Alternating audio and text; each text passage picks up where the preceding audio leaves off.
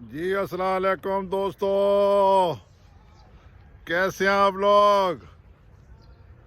اچھا، دل چاہ کہ آج آپ کے ساتھ تھوڑی سی بات کی جائے کہ کیسے جناب ہم اس قوم کو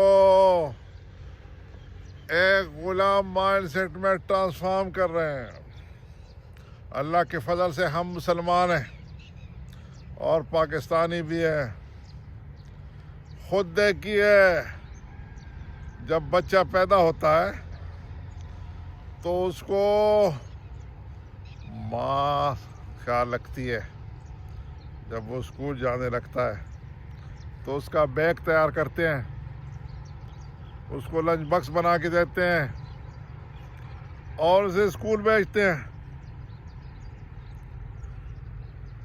جب واپس آتا ہے، ماں لنچ باکس نکال کے اسے صاف کرنے لگتی ہے، اس کی کتابیں درست کرتی ہے اور اگلے دن کے لیے تیار کرتی ہے۔ پیاس لگتی ہے، کہتا ہے ماں پانی پلا، ماں اسے پانی پلاتی ہے، کھانا کھلاتی ہے۔ پھر بڑا ہوتا ہے، پیچھے چھوٹے بھائیوں کہتا ہے بھائی پانی پلا، بہن چائے بنا، اور سب اسے سرو کرتے رہتے ہیں۔ پھر وہ بڑا ہوتا ہے، اس کی شادی ہوتی ہے، کہتے ہیں بیگم چائے پلا، بیگم پانی پلا، اور اس طرح وہ حکم دیتا رہتا ہے اور اگلے اس کے حکم کی تعمیر کرتے رہتے ہیں۔ اور اس طرح ہم ایک ایسی قوم بنا رہے ہوتے ہیں جو حکم دے رہا ہوتا ہے یا حکم وصول کر رہا ہوتا ہے۔ خاندان حکماں اور خاندان علماء،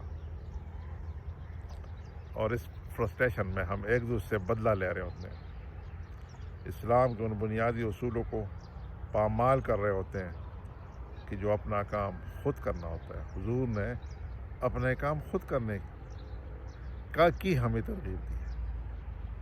اب سوچئے ذرا، کیا ہم خاندان علماء اور خاندان حکماء میں تقسیم ہو گئے؟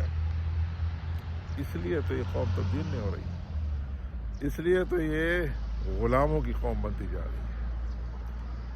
تو سوچئے ذرا، کیا ہم کنٹریبیوٹ کر سکتے ہیں، اس کو چینج کریں، اس میں اپنا حصہ ڈالیں؟ سوچنے پہ پیسے نہیں لگتے۔ السلام علیکم۔